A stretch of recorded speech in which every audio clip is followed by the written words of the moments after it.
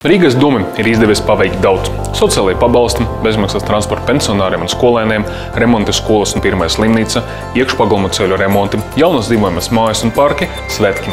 Bet labē valdība apgalvo, Rīga slikts parādos un drīzumā bankrotēs. Valdība melo. Valsts parāds krīzes laika ir divkaršojas, turpretī Rīgas parāds ir pieaudzis tikai par 24%. Plus Rīgai šobrīd ir ap 69 miljoniem liela stabilitātes rezerve. Galvaspilsētas budžeta deficīts ir identisks valsts budžeta deficītam. Aģentūra Standard & Poor's tikko par 2 punktiem ir paaugstinājusi Rīgas kreditreitingu, un tas ir sasniedz augstāko rādītāju kopš 2001. gada.